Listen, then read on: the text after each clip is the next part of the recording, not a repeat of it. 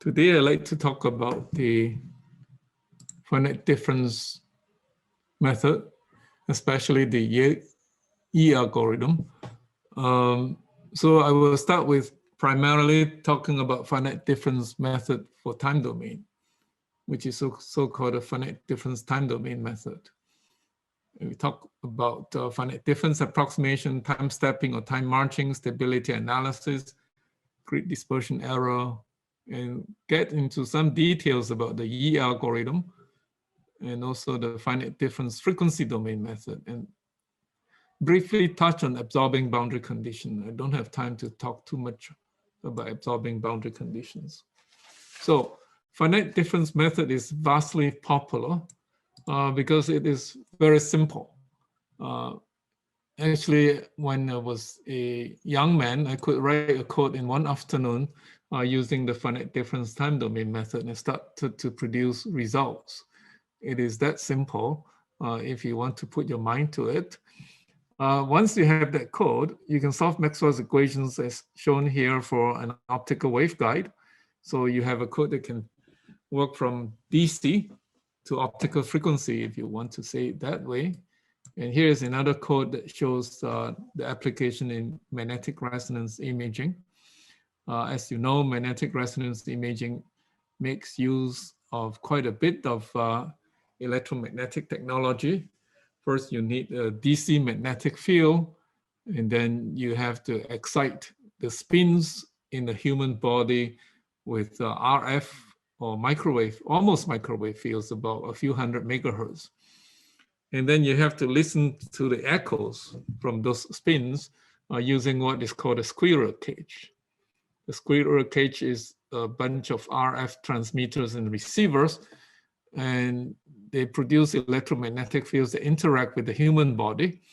You have to be able to model these things in order to design the squirrel cage properly with the highest sensitivity and so on. So this method is extremely useful because it can be tailor-made to solve highly complicated problems that we encounter in the real world.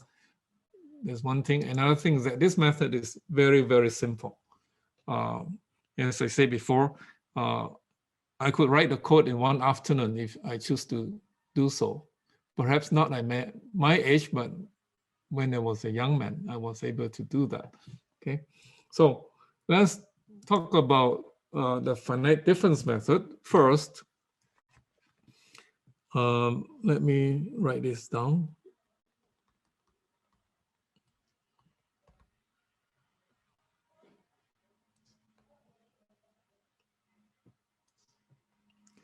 Say if you want to solve a PDE, a PDE is often encountered in Maxwell's equations, but if Maxwell's equations is too complicated, we look at a simpler partial differential equation, which is a scalar wave equation.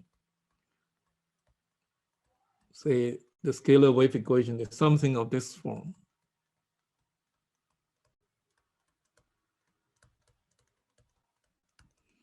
How can we solve this scalar wave equation?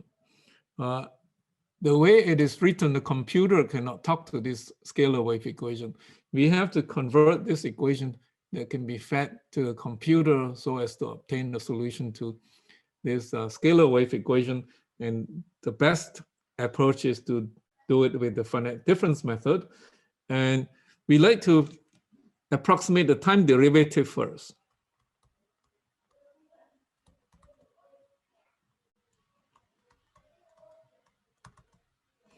And then approximate the second order time derivative after that. How do we go about doing this? Well, there are very many finite difference methods for approximating the derivative of a function.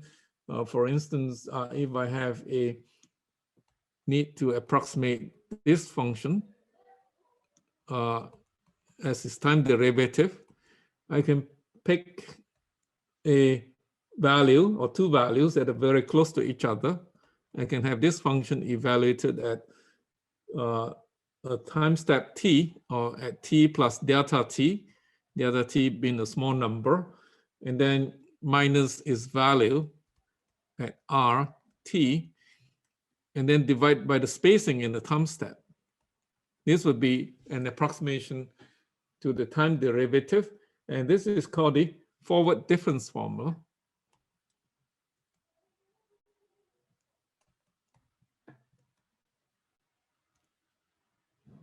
Such a formula where you use difference to approximate the derivatives is called difference formula.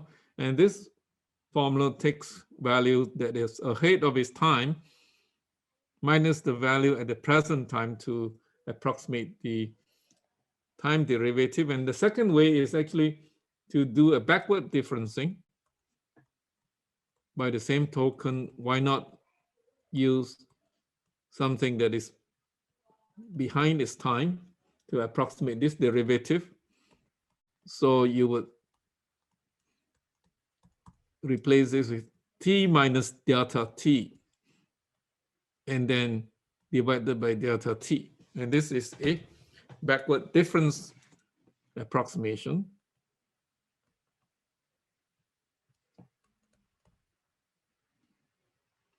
Okay, and then the third approach obviously would be doing something that is in between the two. If I want to approximate this derivative, why not pick something more creative than above 2, which is pick the value of t that is slightly ahead of its time,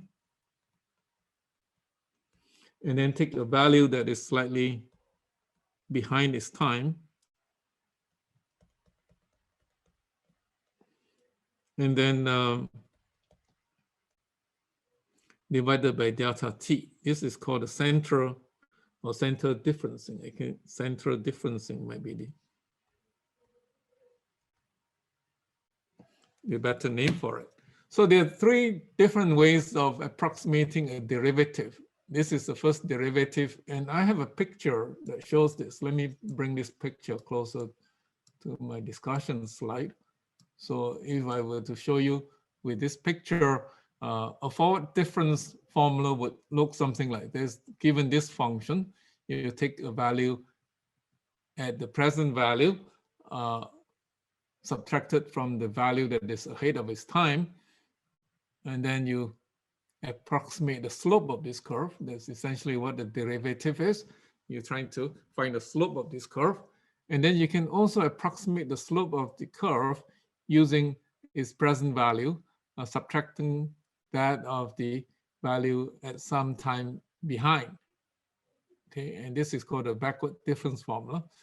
And the third method is, of course, if you want the value at this point, you take a value that is slightly ahead of its time and the value that's slightly behind its time, and then approximate this slope, and this is called a central difference.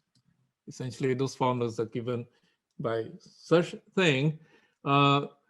Then you can generalize this idea to taking second order derivatives. So if you apply this method 2 times, if you want a second order derivative, like what you encounter here, then what you do then is to say that the second order derivative, I wouldn't go through the detail, okay, would be the application of the first order derivative 2 times. And if you were to go through the central difference approximation, I'm going to use central difference approximation because it is the best of the 3. And what you get then is that you can show that this is phi r t plus delta t minus 2 phi r t plus phi r t minus delta t. Okay, believe me, if you do this 2 times, you get this formula. And it's kind of tedious to go through this formula, and it's quite straightforward too. Just apply this formula 2 times. The central differencing 2 times, you get this formula. And if you're not convinced, you can go home and try that out. It's very simple. And this allows us to approximate the second order derivative we have in the wave equation, which can be derived from Maxwell's equations. And then we can use a shorthand notation for this as well. Okay, we can use a shorthand notation for this because labeling things this way is kind of laborious. So I'm going to say that phi of t would be labeled with phi of L delta t, because I'm taking a time step of delta t every time. So I use my counter L to count my time step. And then instead of writing something like this, I just write phi superscript L. And that is often encountered in the numerical computation literature. Okay, so if I use this notation, then this can be written as being phi L plus 1 R. L plus 1 means I'm at the forward time step, and then phi L, which is the present time step, plus phi R L minus 1 at the previous time steps, divided by delta t squared. Okay, and one of the things that you have to notice is that if you compare the error you have in these three different methods, you can see that this method, the third method, is the most accurate of all, because you can see that the slope that you have is closest to the true slope. Whereas the other two methods, as you make the time step larger and larger, you are going to have a departure from the true slope more and more. Okay, so the central difference formula is the most accurate. And you can also show that by Taylor series expansion. If you do a Taylor series expansion of this function, you can show that the error of this is order delta t squared. Okay, the error is order delta t squared. Whereas the error here is order delta t for this method and order delta t for this method. So the third method is the most accurate of the three. And so when you apply central differencing to the second derivative, you can also show that the error by Taylor series expansion is of order delta t squared. So those are the things that you have to take note of with central difference.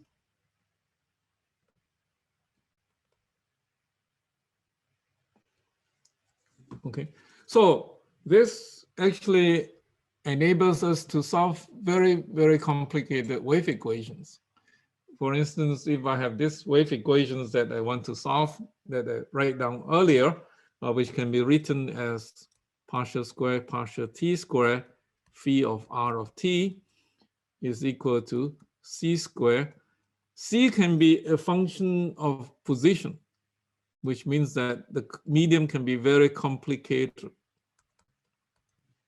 Okay, and then I can apply the finite difference approximation to the left-hand side. If I do that, then I would see that the left-hand side can be written as 1 over delta t square. Remember that we have a delta t square from the second order difference approximation. Okay, and then phi L plus 1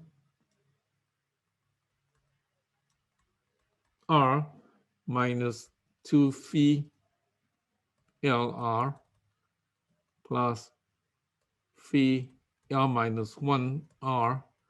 And then that will be equal to C squared times this phi LR. Okay.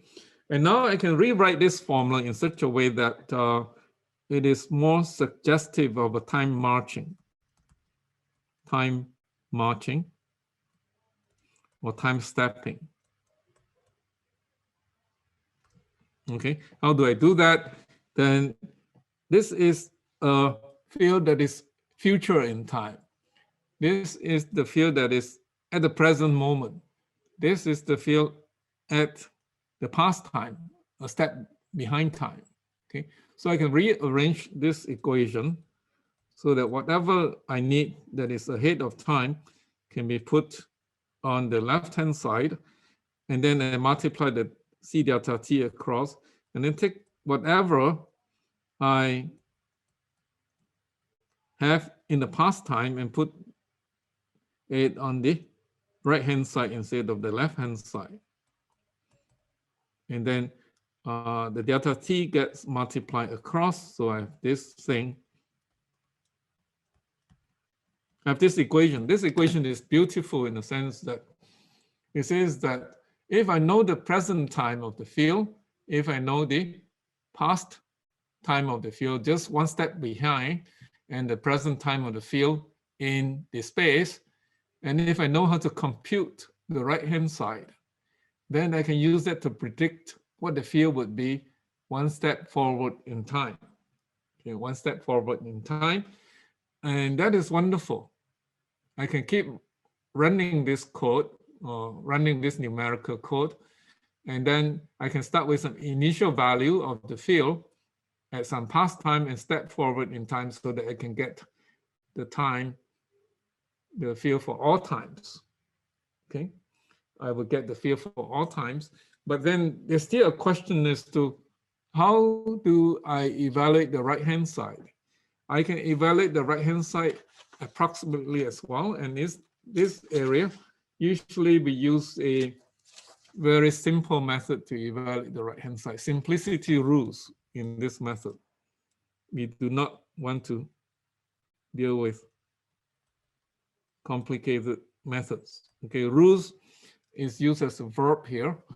Okay, simplicity rules. So I would like to find a way to evaluate the right-hand side. So I have put the time on the metric, which is time stepping.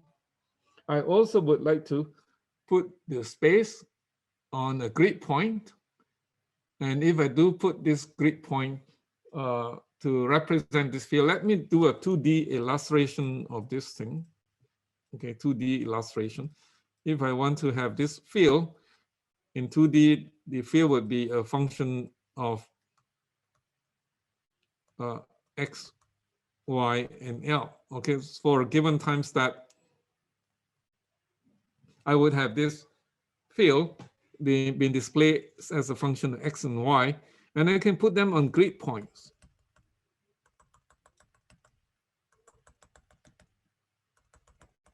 As I have shown here. And once I have put the field on the grid point, this grid points might be labeled as, I can also do the same thing and say that this is like L delta X, M delta Y, for instance. I can put them on the grid point and label them as such. And then if I am able to have this field evaluated on the grid point, I can also approximate the derivative of this field. In the X direction, the derivative of this field in the Y direction using finite difference formula. Okay, so that means that I would be able to evaluate this Laplacian, which is just, for instance, in this example here, given by this. And I can use finite difference approximation to evaluate the right-hand side. And then having done this, the field value in 2 dimensions will be written as phi m, in this case, L, m. Sorry, I shouldn't use an L here. L is no good, okay? L is also used for time. So I should use m and n. Then the field value can be denoted as phi mn and store them on the computer. Okay, I can store this number on the computer, and our computer will be stored as such. And these are points like m is equal to 1, 2, 3, 4, and then n is equal to 1, 2, 3, 4. Okay, so I have discretized space both in the X and the Y direction, and store the data, the field value at each of these points as a data point. I can store them on the computer. Then I can use these data points to evaluate the derivatives of the field using a finite difference approximation, including its second order derivatives. And then I would be able to evaluate the right-hand side. And once I know how to evaluate the right-hand side, I can use this for time marching or time stepping. Are there any questions regarding this? What is time marching and time stepping? So it is a very simple concept with no deep mathematical knowledge needed. What you need is just high school arithmetics. And the other friend that you need is a dumb computer. If you can program the dumb computer, they can work at breakneck speed, and then they can actually compute this very, very quickly for you. So are there any questions regarding this time marching method?